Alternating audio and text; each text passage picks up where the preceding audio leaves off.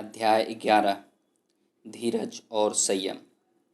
क्या आपको कोई व्यक्ति ऐसा मिला है जिसे किसी न किसी से कभी कोई शिकायत न रही हो? आपको भी किसी से शिकायत हो सकती है और किसी को आपसे भी शिकायत हो सकती है। कोई आप पर किसी कारण से या अकारण ही नाराज हो सकता है। आप खुद को बदल सकते हैं मगर दूसरों को नहीं बदल सकते। हमारा सुझाव तो यह है कि यदि किसी को आपसे शिकायत है, क्रोध है, तो उसे शिकायत करने का और क्रोधित हो जाने का पूरा पूरा अवसर दीजिए, बल्कि इसमें उसकी सहायता करिए। उसे अपने हृदय की बात कह लेने दीजिए। जब भी आवश्यकता पड़े तो बात का आरंभ भी आप ही करिए और बात आरंभ हो जाए तो उसकी बातों को धैर्यपूर्वक सुनिए। बीच में कुछ बोलने या टोकने की भी कोशिश मत करिए और न ही यह बताने की चेष्टा करिए कि वह जो कह रहा है वह गलत है। आप ऐसी परिस्थिति रखिए कि वह जो भी कहना चाहता है कह डाले अथवा पूरी तरह से अपने दिल की भड़ास निकाल ले। जब वह अपनी पूरी बात कर चुके हो, उस बात को संक्षेप में दोहरा दीजिए ताकि उसे यकीन हो जाए कि आपने उसे कहने का मौका दिया है, बड़े ध्यान से सुनी है और उसके क्रोधित होने का कारण जान लिया है या उसकी शिकायतें समझ ली है। आपके इस व्यवहार से वह अवश्य ही कुछ गौरव का अनुभव करने लगेगा और वह समझ लेगा जो कुछ वह आपको समझाना चाहता है या समझाना था उसमें उसे सफलता मिल गई है।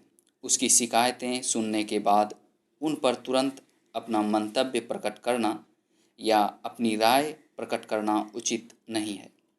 मान लीजिए आप पर जो आरोप लगाए गए हैं वे ठीक भी हों और आप उन्हें मानने को तैयार हों, तो भी उसी समय मत मानिए। उस समय सबसे अच्छा यह है कि आप कहें, आपने जो कुछ कहा उस पर मैं विचार करूंगा और बात को अच्छी तरह समझकर आपको उत्तर दूंगा।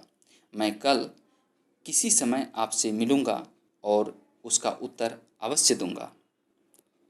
आपका इस प्रकार कहना आपके लिए बहुत लाभकर सिद्ध होगा। पहली बात तो यह होगी कि आपके विपक्षी का क्रोध तब बहुत शांत हो जाएगा और आप यदि अपने पक्ष में कुछ मसाला जुटाना चाहेंगे तो उसे जुटाने का आपको समय मिल जाएगा। आप उसकी भावुकता से दूर रहकर विषय को हर एक दृष्टि से देख भी सकेंगे।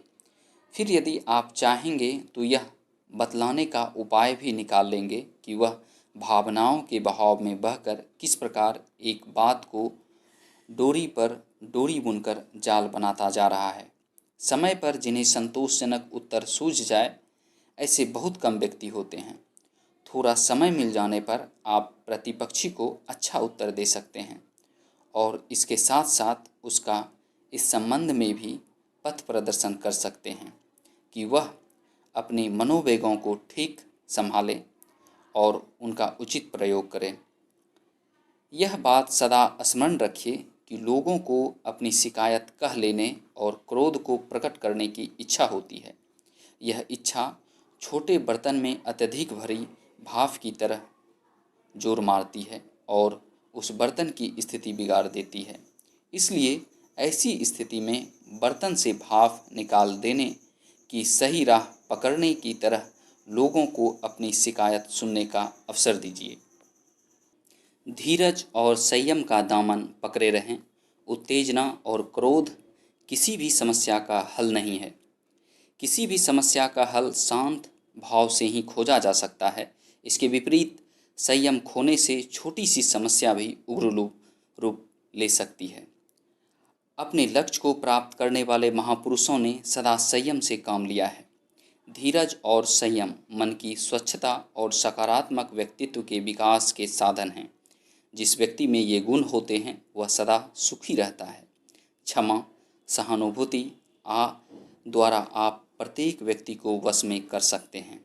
जिन लोगों का मन शांत है, जो क्रोध और ईर्ष्या की भावना से दूर है, वे हर बार गंभीरता और सूझबूझ से विचार कर सकते हैं। वे अपना खर्च हमेशा अपनी आमदनी से कम रखते हैं और आवश्यक चीज़ों के लिए कभी कंजूसी नहीं करते। उनके समस्त कार्य नियम पूर्वक होते हैं। ऐसे लोग समय गंवाकर बाद में पछतावा नहीं करते। वे सदैव प्रसन्न और सुखी रहते हैं। सकारात्मक व्यक्तित्व वाला व्यक्ति जीवन में उन्नति के लिए प्रयत्नशील रहता है। उसे सदैव कुछ कर दिखाने की तमन्ना रहती है। वह संयम से काम लेता है और क्रोध वो ईर्ष्या का त्याग किए रहता है। यहाँ हम धनीराम और गरीबदास नामक दो व्यक्तियों के बारे में बता रहे हैं, जिनमें धनीराम ने क्रोध में अपनी बहुत हानि की, जबकि गरीबदास ने संयम से काम लेकर अपना बहुत लाभ किया। धनीराम एक बहुत बड़ी कंपनी का स्वामी था, लेकिन इस समय बहुत परेशान था और किसी से संबंध मिलाने के लिए बार बार फ़ोन किए जा रहा था। धीरे धीरे उसकी बेचैनी बढ़ती जा रही थी। इस परेशानी और बेचैनी का एक बड़ा कारण यह था कि अकस्मात उसकी कंपनी में शेयरों की गिरावट आने लगी थी। वह परेशान था कि यदि जल्दी से कुछ न किया गया तो वह बर्बाद हो जाएगा। उसकी और उसकी कंपनी की साख मिट्टी में मिल जाएगी। इसलिए वह अपने ब्रोकर से संबंध मिलाने का प्रयास कर रहा था, मगर फ़ोन था कि लग ही नहीं रहा था। नंबर मिलाने पर हर बार उसे एक ही जवाब सुनाई दे रही थी, इस रूट की सभी लाइनें व्यस्त है, कृपया थोड़ी देर बाद ट्राई करें। धनीराम का धैर्य जवाब देने लगा। क्रोध में आकर उसने फ़ोन पटक दिया। वह पागल सा हो उठा। एकाएक उसके हृदय में तीव्र पीड़ा हुई और शरीर पसीने पसीने हो गया। दोनों हाथों से उसने अपना हृदय थामा और नीचे बैठता चला गया। स्पष्ट था कि उसे दिल का दौरा पड़ गया है। 2 दिन बाद जब उसे होश आया तो उसे ऑक्सीजन लगी हुई थी और ग्लूकोज चल रहा था। इस बीच कंपनी के शेयरों में बहुत ज़बरदस्त गिरावट आई है और उसे बहुत बड़ा घाटा हो गया। एक तरह से वह दिवालिया हो गया था। यदि उसने क्रोध की जगह संयम से काम लिया होता तो शायद स्थिति थोड़ी बहुत बदलती हुई होती। गरीबदास एक एक्सपोर्ट कंपनी का डायरेक्टर था। उसे एक फर्म को काफ़ी बड़ा ऑर्डर सप्लाई करना था। सारा माल पैक हो चुका था।